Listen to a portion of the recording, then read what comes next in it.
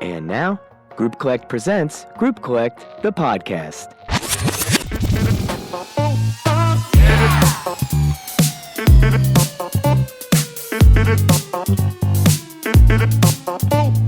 Welcome everyone to GroupCollect The Podcast. This is your April 2025 edition. I am your host, Eric Young, coming to you from Orlando, Florida, and I am joined as always by my co-hosts, Mr. Ryan Kramer in Weymouth, Massachusetts, and of course by Kathleen Lyles from our company headquarters in St. Augustine, Florida. Right from the jump, you two, I have a question for you. All right, and there's no right or wrong answer here, just opinions. Is spring break over? No. Interesting. Why not? Well, here in Florida, we haven't gotten any rain in a month. So it's not spring break unless your plans get rained out at some point. So So as soon you, as that comes, then officially we can say we've had spring break. wow, I've never heard that as the defining quality of spring break before, but okay, we'll roll with it. Ryan, thoughts? Spring break over? Yes or no? I've not given any thought to this whatsoever, and I think that I'm gonna have to say yes, it is, but I don't think it ever started for me. I think this year it was a leap year for spring breakage Wow. in my Wow. life this year. Yeah, deep. It's like spring break is the state of mind, It right? is, yeah. And you were just never in it. Uh, all right. Well, thank you both. We have an awesome episode for all of our listeners of Group Collect the Podcast here. We, of course, as usual, are going to be talking about some system updates in Group Collect Register. We have two fantastic interviews that we're going to be getting to later on in the episode. But first, we wanted to talk about Group Collect Register and the filtered by dates update in the system. So, first things first, Kathleen, as account manager, can you please explain to folks what are the filtered by dates and where they are in the system? Yes, absolutely. So the filtered by dates are on the left-hand side of your screen when you pull it up. For those of you who zoom in, just make sure you're zoomed out and you have the little gray bar on the left. But when you're on your all trips, the active trips page, you'll see some filters. It starts with the deposit coming up. There's 8 or 9 listed below that. So what those are a button that you can click that shows you your trips that are in that specific scenario. So if I want to see all of my trips that the payment is coming up, I can click that button. If I want to see all of my trips that have the final payment was due, I can click that filter. And as of now, all of those filters have been updated to be the last month. So any trips that fit that criteria within the last month will show up, except for those last ones there. So for your registration open, your departing soon, or your trips that have been finished, those filters will remain because those dates are all different. So to be clear, you're saying, I mean, this is basically as soon as you log into Group Collect Register, correct? This is the first Yes. screen that you see. Mhm. So Ryan, can you talk a little bit about what we mean by the consistent 31-day window in all of these filter by dates and how that came about on the product end? Yeah, absolutely. So, as we've been making these little tweaks and adjustments, we've been adding these reports as they become useful to you, our users. And something that Kathleen clocked very astutely was that we were adding these useful reports, but the time frame which was covered in these reports was not always consistent. And it's one of those things where we were adding them in kind of piecemeal, and we took the opportunity to take a step back back and look at the kind of stack of reports more holistically. And Kathleen kind of let us know that from the user point of view, a 31 day, a month-long window, either into the future, if that's the kind of direction that makes sense given the nature of report, or 31 day back, is a time frame that has a universality in terms of its utility. So we went ahead and made these all consistent for you. Yeah, that makes sense. And so now, if you did not know about these filtered by views, now you do, hopefully. And there's no more guessing in terms of what is the time frame for which you are looking at. Everything is going to be a full month, so that hopefully can just increase the usability of these view by dates. Yeah. Absolutely. Loving that. We also wanted to talk about the payment descriptor of donations. So even before we get into the payment descriptor and what has been updated about that, Kathleen, tell everybody about donations within GroupCollect Register. It is a wonderful element of the system. So go ahead and just give people the overview of what that's all about. Yeah, the donation feature, we are coming up on a year of having that available, and it has been a game changer for some people. Essentially, what it is if you think of like a crowdfunding, like a GoFundMe or a link that you can share, the passengers will receive their own link when they get confirmed on the trip. So they do have to make their deposit payment in order to see it and use it. But they then have a link that's available to them to share with their family, their friends, their neighborhood, whoever they want. And when that donor makes a payment using the link, it gets applied directly to their trip account in real time. So there's no delay. They get the full amount that the donor is paying. There is a 4% credit card fee to the donors, but that fee does not reflect in the payment that goes to the passenger's account. One of the things that I thought has always helped with the seamlessness of this feature is that the donor doesn't need any sort of login information. They can just go straight from link to donation, and then that donation goes straight to the passenger's account. So we try to make it as seamless as possible in that regard. So as you mentioned, it's been live in the system for about a year now and been very, very successful. However, one of the only areas of improvement might be in the way that when donors see the charge come across in their credit card or bank statements, we thought that there might have been a way that payment descriptor could have been more clear. So Ryan, would you like to tell us about what the update was in that regard? Yeah, Eric. So from here on in, anytime a donation transaction is processed through the GroupCollect register system, there is now going to be a statement descriptor on the financial account of the donor that says group asterisk trip donation. Now, what Hmm. we usually see there is what we call a custom statement descriptor, which you all, the tour operators, work with us to set. We are required to have an identifier of who we are there, which for us is the word group and then an asterisk. So we think that it will be much less alarming to donors and much more informative to donors to say, oh, that right there, that's right. I did make a $50 trip donation. Awesome. And as you mentioned, that is something that has already gone into effect. That was reported in the GroupCollect register change log. So why don't you tell people what the change log is in case they don't know and how they can subscribe to it?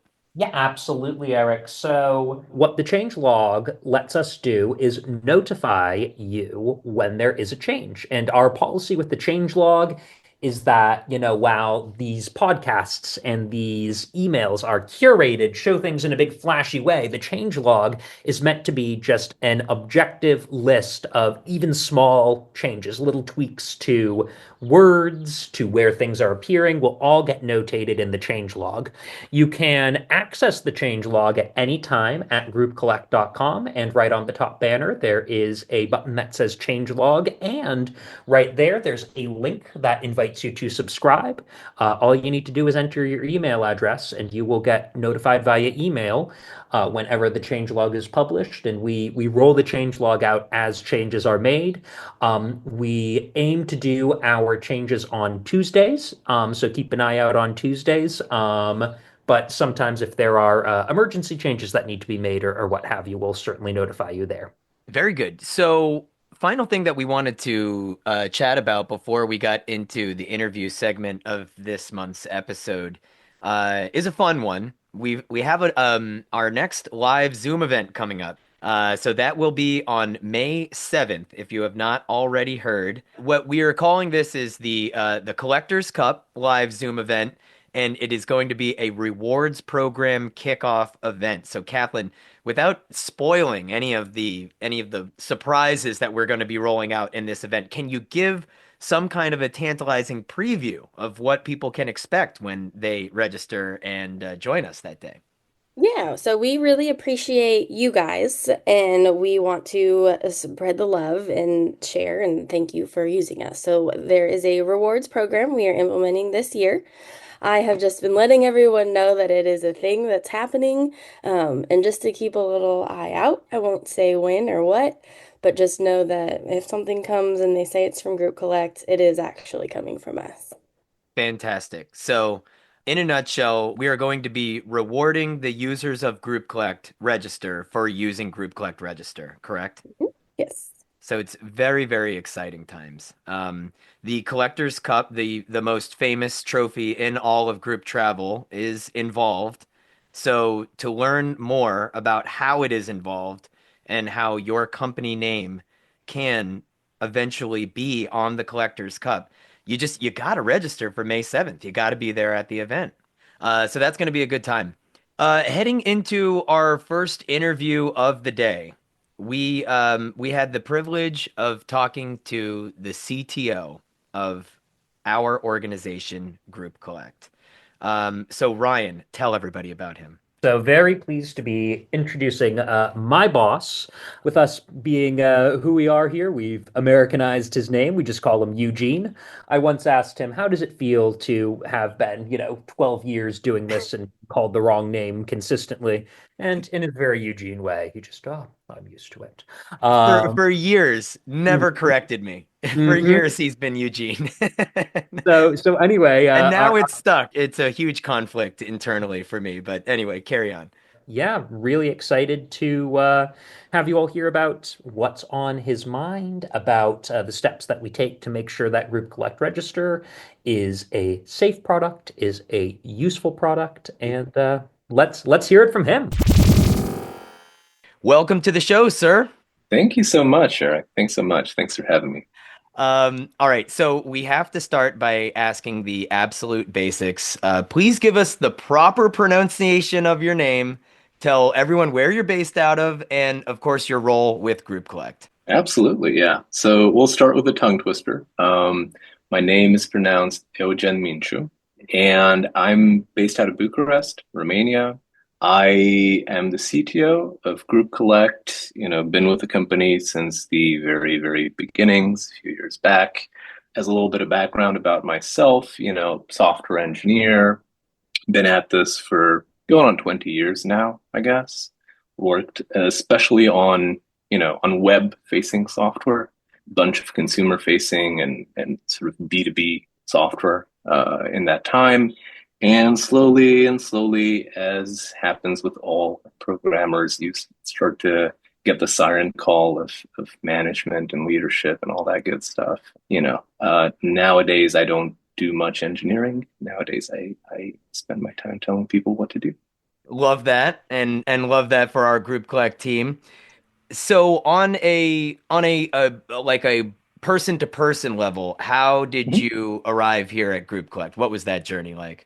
So back in the day, I was working with an old friend of mine, Alan Branch, and we've worked together for ages. I think I still had a lot of hair at the time, which is no longer the case. But he introduced me to Corey. At some point when I was visiting the States, we spent some time talking about what would become Group Collect. we spent some time in St. Augustine. Had a great time. Really enjoyed meeting Corey and got great vibes from him. And so, a little bit later, we started off this journey, and yeah, I've been here ever since. And so with GroupCollect being founded technically in 2020, what time frame are we talking about here where you were first introduced to Corey? Yeah, I was introduced to Corey a couple of years before that, 2018, and we did a little bit of sort of preliminary work in 2019, kind of laying the foundations of what would later become GroupCollect, which we now call, GroupCollect Register. And so that took a little bit of time as we dialed in on what exactly the product needed to do. You know, we're a very ambitious bunch over here. So we were thinking of doing lots of things, but sometimes when you bring a new product to market, you have to kind of temper your expectations and get to that middle line between what you'd like to do, which is everything, and what you can do in the beginning, which is, just a little bit. So yeah. So a couple of years doing that, and that out of that came the sort of OG version of GroupCollect. Absolutely. Which would be the version that Kathleen you've been working with since its infancy, correct? Yes, absolutely. It has been super cool to see what he's done and his team since, like you said, the very beginning when we were very limited with the small amount we could do to where we are now. It's amazing. It is cool to know that there's a little bit of like prehistory to the product that so many are using today. Um, and so to that point now, GroupCollect Register, as you said, we've evolved so that the platform no longer known simply as GroupCollect has become GroupCollect Register. It is now continuing through its fifth year, a matured SaaS platform, as some would say. As CTO, what would you say is the thing that you are most proud of the platform today? I think that the thing I'm most proud of actually has nothing to do with the platform itself, if I'm being honest. I think what I'm most proud of is just the great group of folks that we've sort of assembled here. I feel like we have a great team. I feel like everybody on the team really cares a lot, right? They care about the customers, they care about their craft, they care about, each other, they care about the industry. Like I feel like we've done some great things technically, but I'm really, really enjoying being a part of this team, and I feel like it's the best team that I've been a part of. It's also been exciting, the past 12 months have been a little bit crazy for us hiring wise. We've been hiring a lot of folks. Ryan is one of them. And it's been great to sort of witness that as well and see sort of this new energy and this curiosity and this enthusiasm from people who are new to this product, especially on the engineering side. Yeah, and it's been great, to Kathleen's point, to now be in a position to start to dream bigger and be able to do bigger things and have sort of a longer horizon and time span that you're using to think and to plan ahead.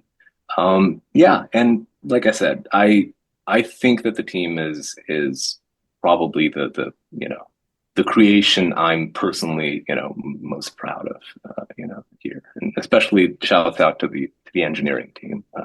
We're a phenomenal bunch. We always try to, as much as possible, the dev Yeah. team shout outs. Yes. As somebody that is not responsible at all for any of the zeros and ones in the platform, I would have to say that the team of GroupCollect and GroupCollect Register is the correct answer.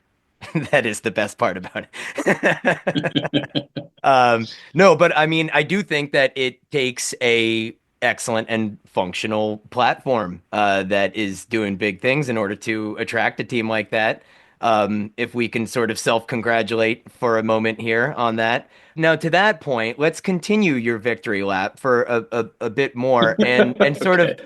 pontificate on what do you think is the impact that GroupCollect Register has had now that this product is kind of built out and had a couple of years in the American group travel industry.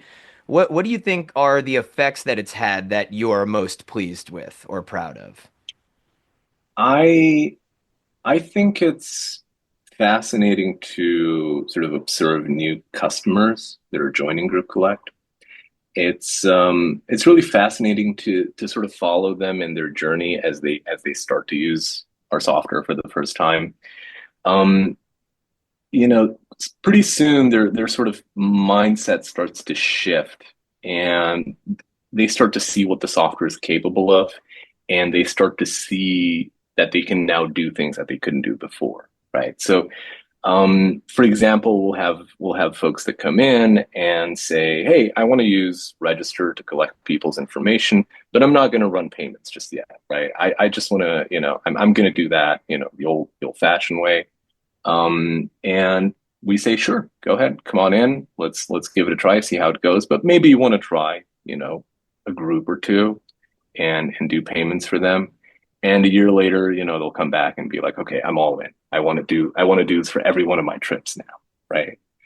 Or another thing that you will see is, you'll have tour operators that come in and they will kind of start the registration process in August and September for pretty much in the student market. I mean, in pretty much all of their groups, right? And then as they as they take a year or two with the platform, they start to realize, oh, wait, I can actually do this before summer break. I can actually do this early. I can actually start to take some payments early, right? And so you see them sort of adjusting the way they do business because all of a sudden they can do these things that weren't possible before, Right. right? And yeah, yeah, and I'd say part of the reason why this happens is that it's not like we have some sort of magic sauce where we can build this magical product that solves all of their problems. I think a lot of that has to do with the fact that we as a group of people, a lot of us have lots of years of experience in the industry. A lot of us have spent a great deal of time sort of thinking about how the industry could be better, right? And a lot of us spend a lot of time listening, honestly, listening to people's problems and trying to make things better for them, right? So as they're learning these new ways to do business, right? As they're learning about these new possibilities, a lot of that is really just thinking and effort that has gone into how could this be done differently, right? Right. How could we make things just a little bit smoother, just a little bit easier to operate? I'm gonna sneak in here, Eric. My favorite quote I got the other day, I was speaking with someone, and he's like, it's not can group collect register do it, it's how can you do it?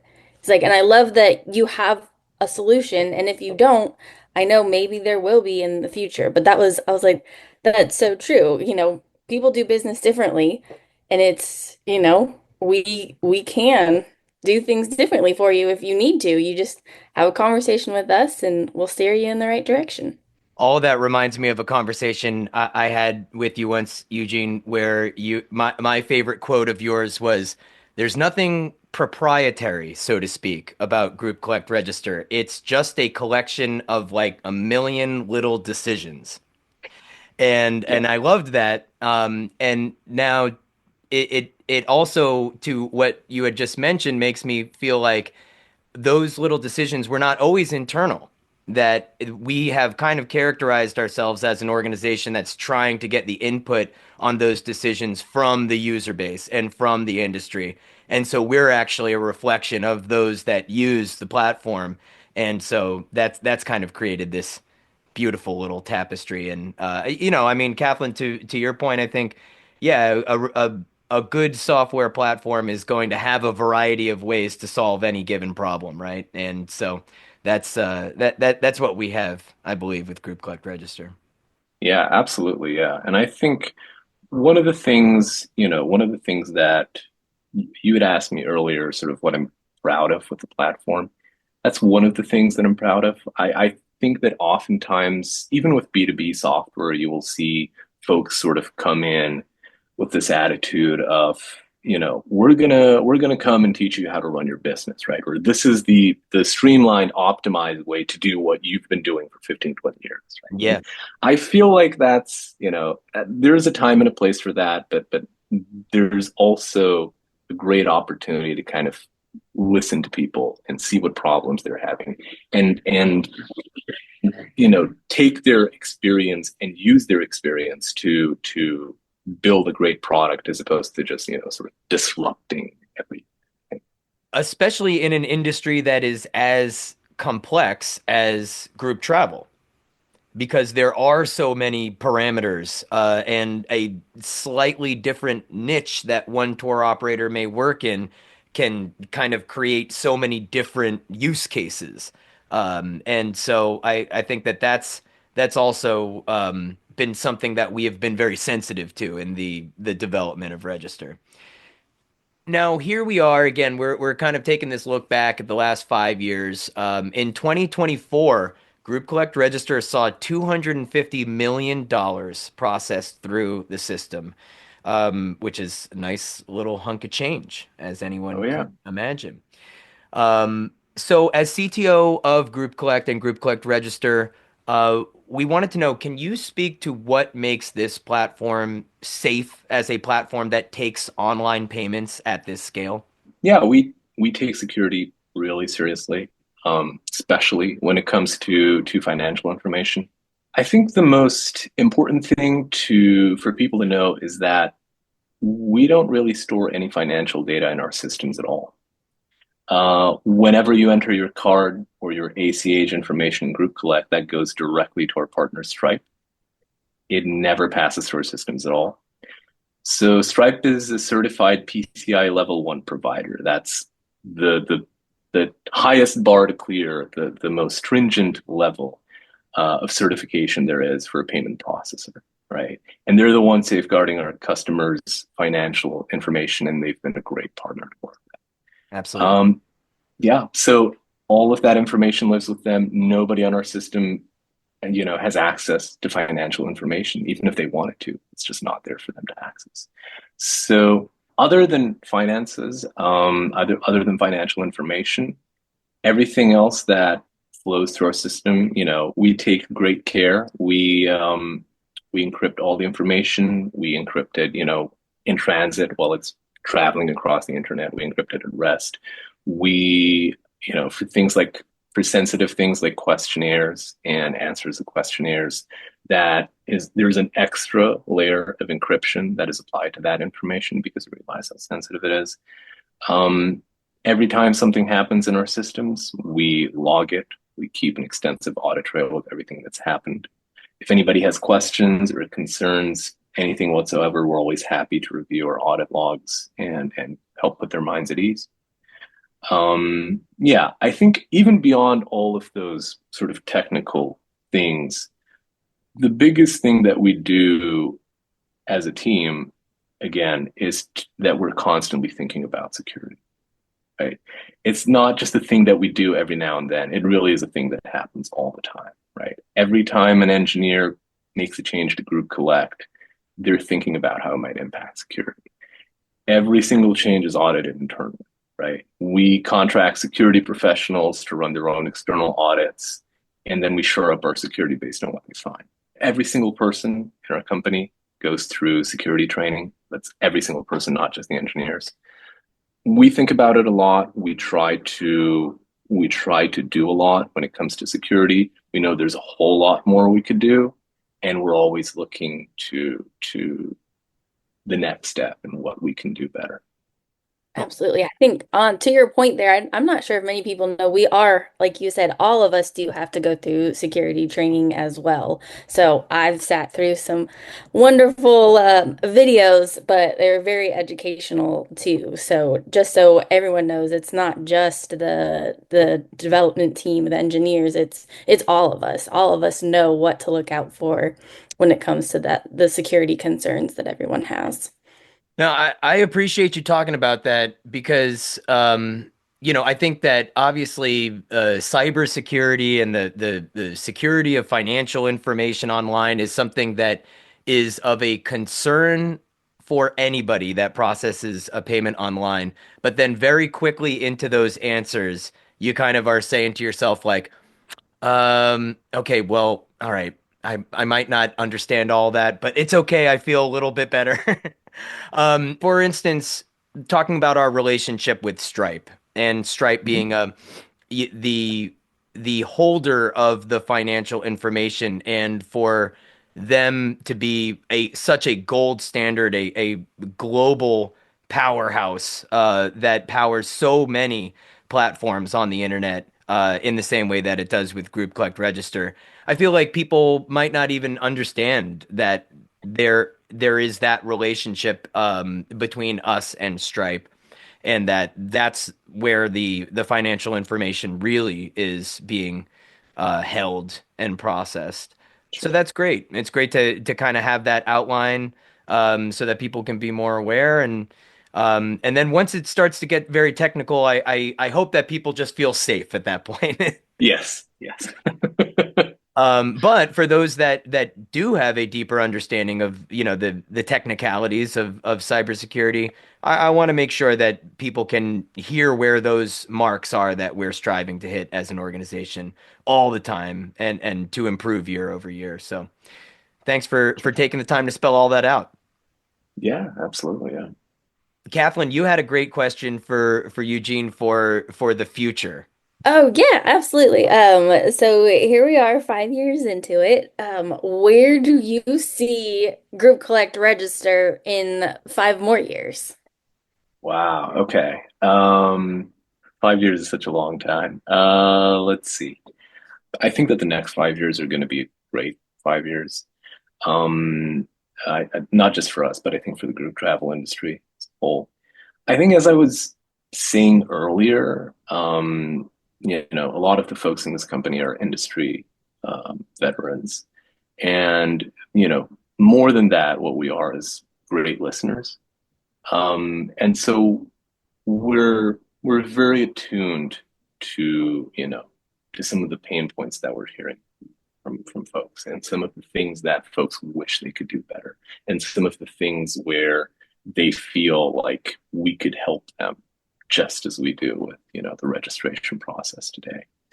And so when we set out to build GroupCollect, those years ago, even in the early days, it was never meant to be just a registration and payments platform. We don't want to limit ourselves to that, because we know that that's only a fraction of what tour operators do day in, day out, right? Yeah. And yeah, the thing I'm most excited for is expanding beyond registration and into other areas, and helping folks with other things that they have to do on a daily basis. And, to the earlier point, being able to, helping them be able to shift their minds a little bit and be able to do new things in new ways that are just not possible today. Yeah. Um, so I think it's going to be an exciting few years. All right, everybody. Again, that was our interview with the CTO of GroupCollect. Ryan, please pronounce his name properly again. Eugen Miciu. That's right. Heck of a guy. And it really, I mean, just a sweet man. Without further ado, though, we have yet another riveting interview to get into, and this one was with Mr. Matt Patterson of Help Scout. So, Kathleen, can you kind of set the stage here and tell everybody who Matt Patterson is and why this interview was so remarkable for us to conduct? Yeah, absolutely. Matt is with Help Scout, and for those of you who don't know what Help Scout is, it is an inbox service. So he has been in the field for quite some time, and he has just some wonderful things that he wanted to share with us. We had a great conversation with Matt because he has these sort of incredibly holistic views on the craft of being a support person, especially in the world of SaaS, which I guess a little glossary side note here for those that don't know SaaS, software as a service. So For instance, GroupCollect Register qualifies as SaaS. Help Scout does as well. It is a software platform that provides a service for businesses. So we were really, really honored to have him as a guest on this show and for him to share his insights on the world of support. So here he is, Mr. Matt Patterson. All right, everybody. So it is our privilege to have here Mr. Matt Patterson of Help Scout. Matt, we would love if you could tell our listeners a little bit about yourself and your journey to Help Scout through the world of SaaS support. I can do that. So, yeah, my name is Matt Patterson. I'm here in Australia, just south of Sydney. And I've been at Help Scout for nearly 9 years now, which is quite some time. So at Help Scout, what I do is write about, talk about, make videos about, podcast about all sorts of forms of customer support and how we can do it better and how it relates to the rest of the business, customer-centric businesses, all of that good stuff. To get here, well, depending on how far you want to go back, but I guess my very first job was also in tech support for an Australian company that was trying to teach accountants to become financial planners. And that is, I would say, not a group known for their like high-tech skills. Mm. And I was doing phone support for our software, which was not known for its quality, I would say, without naming the company. And that was quite a challenging start in customer service. So I did that for a little while, straight out of university, and then I accidentally became a web designer because it was the late 1990s. And nobody had web designers, and someone literally said, we don't know how to update this web page. And I'd done my one HTML course at university, and I was like, I could probably do that. So that fell and I on you did. naturally. Yeah. And so I became a web designer, and then I did that for nearly a decade after that for a bunch of companies in Australia and in England, and then freelancing for myself. And at some point, I was in my last web design job, which was at a zoo in Sydney, working right next to the koala enclosure. That's where the offices were. And I was in there, and I just saw a local company was advertising for a support person, and it was a company that I used called Campaign Monitor, email marketing company. And I'd use them for my clients, my web design clients, to help them send their email newsletters. And I thought, oh, that was a cool company. And I had no idea that it was located 10 minutes from my house, just down the road. And so I kind of sent them a thing and said, look, I can't believe you've advertised this job after I've just taken this job at the zoo. And they said, well, just come and talk to us anyway. And so I did. And then I ended up leaving to join them. And it was 4 of us at the time. And I was the support team. And from there, I spent nearly 10 years doing that. By the time I left Campaign Monitor, the company was over 200 people, and there was probably nearly 30 people in support all over the world. And I had made every possible mistake you could make in those 10 years of trying to figure out how to do support at all those different sizes and scales from Australia with customers who are mostly not in Australia. And it was a big learning experience. Lots of interesting things to do, and so I did that for a long time. And then when I was thinking about shifting, time for the next job, I wanted to use all of those skills I had, but to just do a different type of work. And I had been doing conference talks and blog posts for Campaign Monitor, and so I kind of looked at my list of who's doing interesting things and who would I maybe like to work for, and Help Scout was on the top of the list. And fortunately, we were able to make that happen. And here I am. And so now you're somewhat of an advocate of just the SaaS support practice in general, would you say, right? Yes, exactly. So the sort of work I do for Help Scout is not so much about selling Help Scout itself. It's about, could we make customer service a more important part of a business?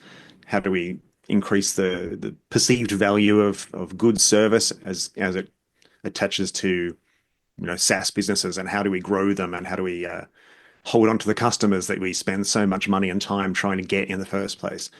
And so, yeah, it's helping people to think about the work that they do and maybe find a better way to do it, or a way to build their influence and to make more of an impact on the business through support and service. That's what I've really been admiring about your work with Help Scout, is the way that it is encouraging folks to just reframe the way that you're thinking about SaaS support or support in general as just an arm of your business. Instead of something that you have to do, how can it become this thing that really supercharges your business in a way and just kind of like improves the culture all around. So I've loved that. And then not only that, but the emails that you send out are always quite clever and creative and a fun read. We're going to get into all of that and your the Help Scout podcast, the supportive as well.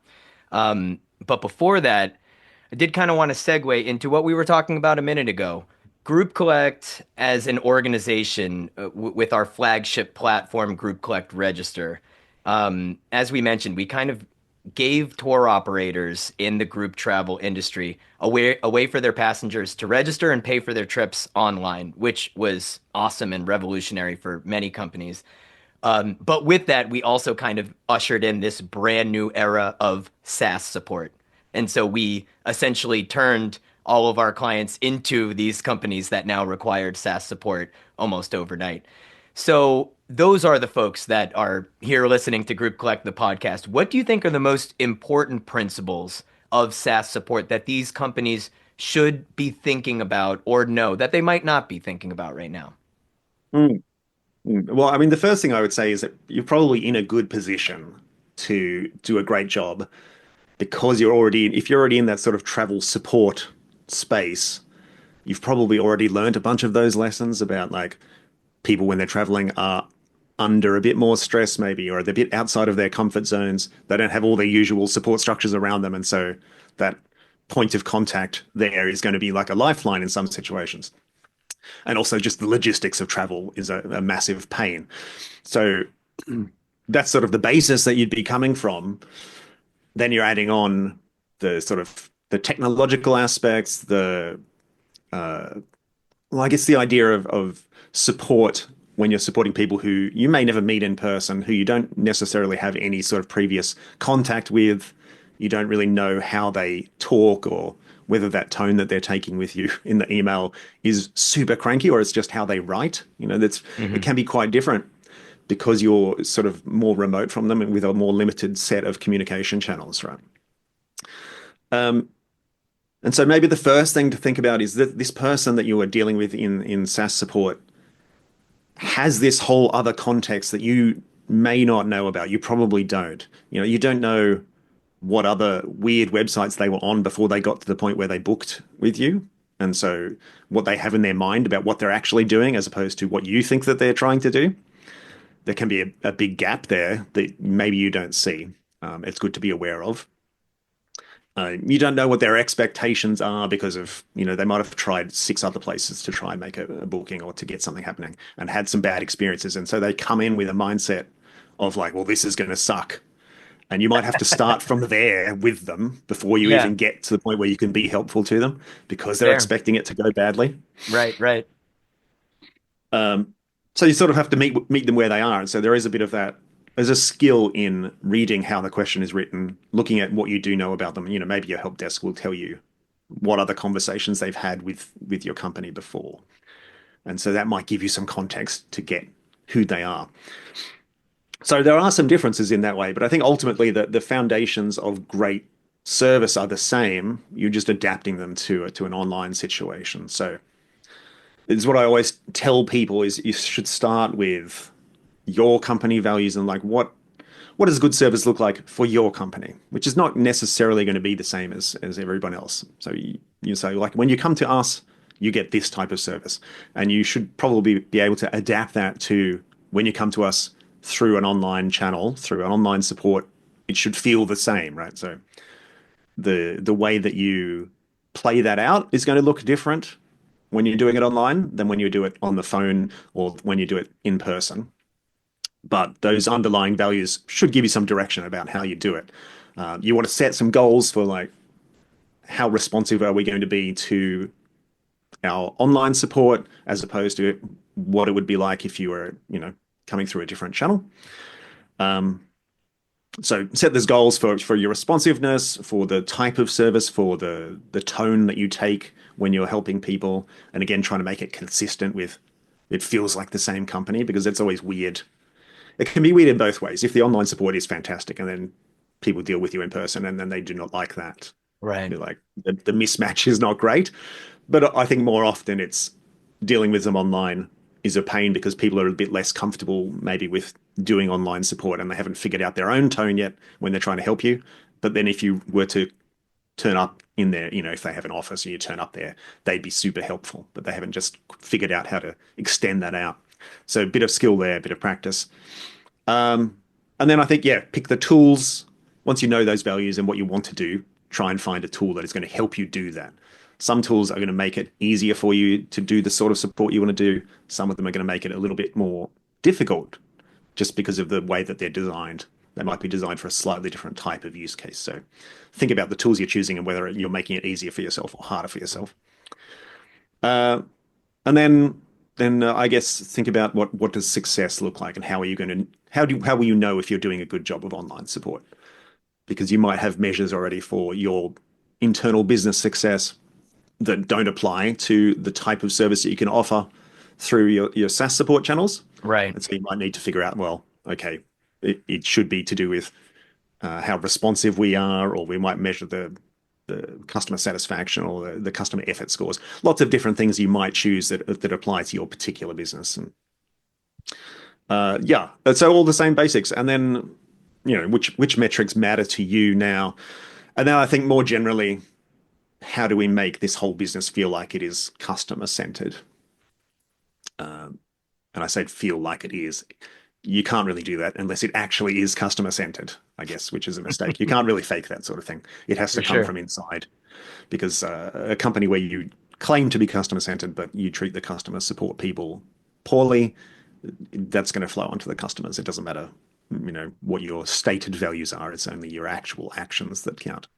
So much value in that response, and thank you. I will say that, from the very beginning, where you mentioned that tour operator or travel professional companies that are already built on the concept of supporting people through a challenging task kind of have this built-in sort of mentality of helping people already, right? That's like the nature of what these tour operator and travel companies are doing in the first place. And so perhaps that's been helpful as they've transitioned into this new era of SaaS support and whatnot. But I think all that is super insightful, up to and including, making sure that you're measuring. If you're not measuring, just like in business, if you're not measuring it, then it's going to be hard to improve it. So if you want the SaaS support specifically to improve, then drawing up those metrics and really, drawing out what success looks like seems incredibly important. So, I think with that, we wanted to transition a little bit into this world of new media that we find ourselves in,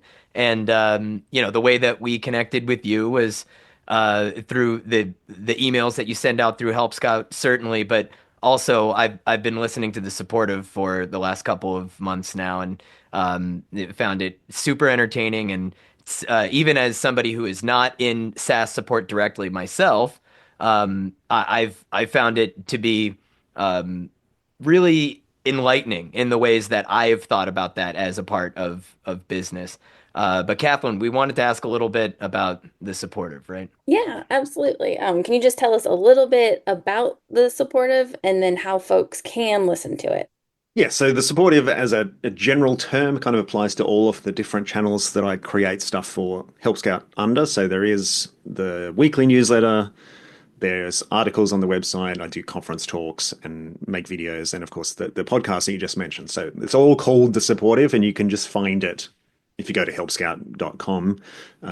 There's a resources menu and you'll find a bunch there, or search for it in your podcast player of choice. The unifying thing about all of those is kind of Help Scout's belief, right? That if you deliver consistent and reliable and high quality and timely service, that is the best thing you can do to make sure that people are still willing to keep giving you their money. All right, that is true, but doing it is hard, and we also believe it just takes humans, right? You can't completely replace that with any sort of tool, AI included. And I think we don't want to leave the delivery of that support and the defining of what that support looks like to anyone else, to the generative AI, to engineers, or to product people or marketing people. Like, it should be support people who are thinking about what good service is and how we deliver it. And I guess that's what the supportive really is for, is like those sorts of people. How can we help them think about what they do in an interesting way, help them see the value in what they're doing, and show that value to other people in the business? And how can we maybe develop some people out of customer facing worlds to become the sort of leaders that we wish we worked for when we're in support? It's not Yeah. always the case. Absolutely. No, I love your emails. You always have a way to make them very, I feel like personable too. Like you're talking directly to us. And you always put some jokes in there. So do you have just like a vault of like, oh, okay, I'm gonna throw this one, or where do you get your context? How do you Mm. decide what you're The gonna include? the inspo. Yes. Where's the Yeah. well? Yeah. Yes, I would tell. Well, I would tell you. I write them on Monday mornings, those newsletters, and I will tell you there are some Mondays where it's a bit of a panic trying to think of something. But I do try. I do have a very long list of just like things that I've read or just little pieces of an idea that might be something. So I'm literally scrolling through this very long list right now. There's one that says Dr. Seuss Book of Business. Don't know what that is.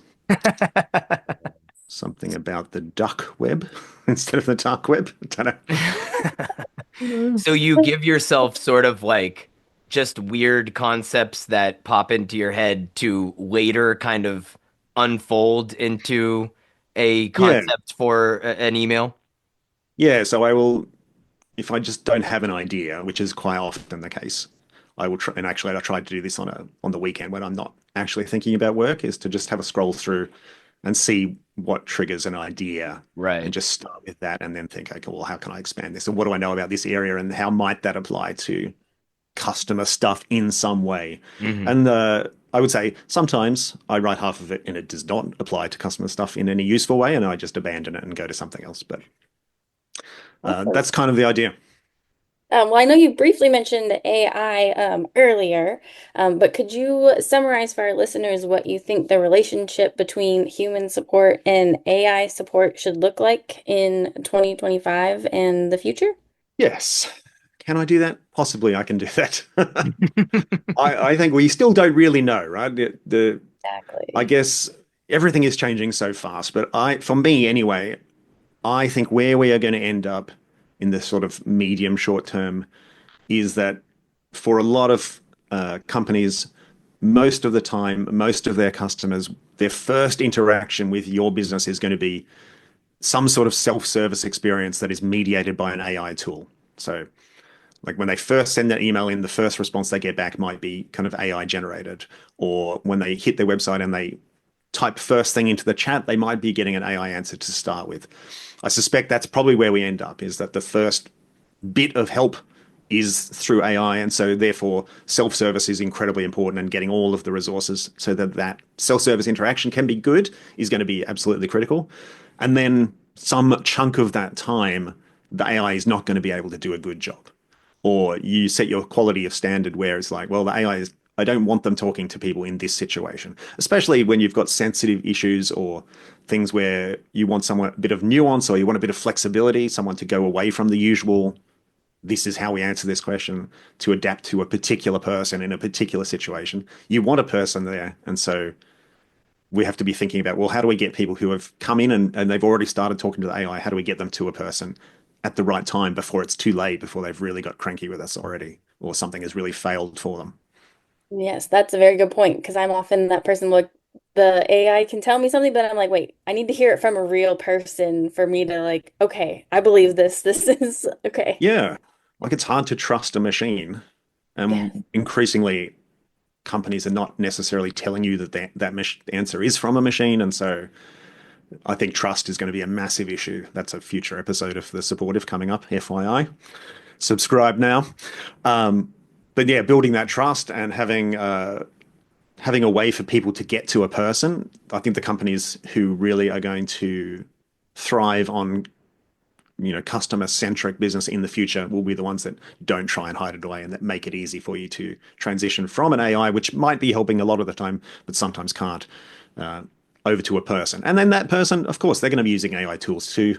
They might be getting some help with drafts. They might be using it to tag things or report on stuff. Lots and lots of places. But ultimately, I think AI, it's not a feature. There's no value to it in itself. It's just another tool to do something. And you still need to know what it is that we're trying to do and why we're doing it.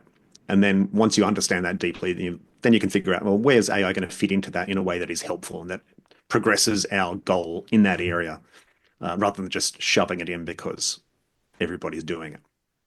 I heard someone make the distinction recently that AI falls short in the decision making realm of things. And so it's like, that's going to be pretty soon on into the process of helping somebody that's got a problem. There's going to need to be forks in the road where, human discretion is required. It's nice to hear it from you, though, Matt, because I know that Kathleen has expressed deep concerns about the AI robots taking over every aspect of life. And so it's good to hear that for 2025 and beyond, you're looking at it as more of a supplemental tool and that transparency, where companies can be honest and forthright with their customers about, Mm. hey, we're going to try and get you the answer as soon as possible using leveraging AI technology, but we also want to be able to get you to a person if that's what you want and if the decision making is necessary in that situation, right? Yeah. Yeah. And a lot of the time, that's what we would want as a company too, is no, I want a person in there making that judgment call, deciding how to help this person. Well, I mean, absolutely, there will be companies who go all in on AI and you can't get to a person. There are already a bunch of companies who provide terrible service because they use the cheapest possible option. They outsource it to another country and they don't give those people good training. They have no power to do anything helpful. They do technically answer the phone. Like those companies, of course, yes, they're going to use AI, do it even cheaper, and it will be just Hmm. as terrible as before. But of course, most of us, and I'm sure most of your customers, they don't want to be those companies. So we've got to figure out a different way to use that technology and see how is it going to be actually helpful to us and to our customers, and where can we use this in a way that is useful to the companies and useful to the customers that they're serving. And maybe it saves a little bit of money. I don't think it's going to save a ton of money, to be honest. I think it will allow you to do types of service that maybe you couldn't do before because you can do it 24 hours a day, or Hmm. you can offer services that were just not possible to do with only a person's brain. Like I think there's some potential that AI could do that sort of thing. It's just going to reshape what good service looks like. And the customers who are coming into the market now have basically just grown up their teenage years with AI everywhere. Of course, they're going to expect, yeah, when I talk to a company, there will be AI there. Of course, everybody has it. It will just become normalized. And then we're all ultimately using, the same three giant companies underneath 20 layers of software. Of course. And so we'll be back to the same situation of like, if you want to differentiate yourself, you can't just do what everyone else is doing, and you can't just generate the same answer that your competitor would generate. What are you going to be doing differently? How are you using those tools in a way that is more helpful or is doing a more interesting thing than the company next door? Because it's the internet, people can easily find your competitors. These are valid points. Kathleen, do you feel better? Yes, I feel better. Robots are not coming for my job. You can take No, them Um, you, down. you I do make a do. very good point though, and I do want to circle back to kind of something you said earlier about like it all comes down to how you treat your company people as well too, because that does then pass on to your customers. And I can say that, now being a team lead as well too, like you have to support your people and make them feel heard because then they can do the same. So there is so much value in that, and that's been such a huge lesson that I have learned in my journey in the customer support world as well too. Mm. Yeah, you ask so much of support people. You ask for them to have empathy and to absorb other people's stress to a degree and to work with them and put effort into it. Uh, and that has to come from somewhere. Like they have to be filled up themselves in order to be able to give that out to other people. And if you cut off that supply of care and empathy and value internally, they'll have nothing left for the customers. And then it just becomes very obvious and people burn out and the best people will leave because they'll go somewhere else where they do feel more valued. So look after them. Preach, preach.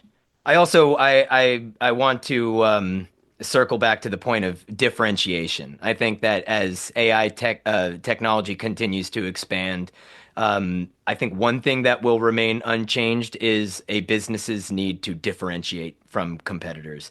And if, just the very basic existence of human support is that differentiation, great. But also, what better way to differentiate than by bringing on people that are good decision makers or that you train to be good decision makers and you fill them with that knowledge and that care and that empathy. That is going to be the one thing that cannot be mimicked or recreated by any organization. It's your fastest track to differentiation. So I see that not going away. But then again, I'm not a futurist here. That's the reason why we have Mr. Matt Patterson here in the house. I had one final question for you before we let you go. And again, thank you for being here. But you are definitely the guest that is stationed furthest away from our home headquarters in St. Augustine, Florida. As you mentioned, you're out in Australia. What I will say is that here in the States, we have all been, especially folks with kids, we have all recently been quite impacted by the children's show Bluey. And I would like to know if the Australian-made children's show Bluey is a point of national pride in Australia. Oh, yeah. I mean, we I think we took down Peppa Pig, which had been a curse upon our country for some time. The world, I'm much happier some may to see. say. Yeah, I'd much rather listen to Bluey. If you have to listen to a kids show, that's a pretty good one. My kids are now, I would say, post-Bluey age, but even so, still sneak in a little watch every now and then. It's pretty good. Oh, they're watching it without it. They might say they're too Oh, old I'm or too watching it. cool. Yeah, no, exactly. Yeah. No, I mean, once my kids have aged out of it, I think that I'll be right there in that same boat. I'll be like, you know what? Kind of miss some Bluey. We just want to say thanks again to our very special guest here, Matt Patterson of Help Scout. Thanks for taking the time, Matt. Thank you so much for having me. It was a great time. All right, everybody. Again, that was our interview with Matt Patterson, and we thank him for being on this episode of GroupCollect the Podcast. Before we wrap things up for the day, Kathleen, we wanted to talk to people about our own support inbox service. Why don't you talk to folks about what that is and how they can be involved with it if it is helpful to them? Yes, so as some of you know, we do offer an additional inbox service at an additional charge. It is very reasonable. What it would be is we set up a support inbox for you. You can direct your parents to that inbox. So if they're emailing in, having trouble resetting their password, they can't link their bank account, we are more than happy to take those conversations off of your plate and help you focus on what you do best. So if that is something that you are interested in, I know as we're growing, as your company is growing and you're not quite ready for a full-time support person, that might be an option for you. Just reach out to me and I would be more than happy to share all of the additional information on it. So, of course, they can reach you at Kathleen@groupcollect.com or you can email into help@groupcollect.com, correct? Yes. Yep. Or Very you can good. call me if you guys have, a lot of you have my number, so you know how to reach me. Yeah, she's out there. And that will wrap it up for us today, everybody. A friendly reminder, please subscribe to the show on Spotify or Apple Podcasts. Share it with your friends, family, and industry colleagues. And on behalf of my two lovely co-hosts, this is Eric Young saying farewell for now. And until next month, don't forget to stay cool and collecting.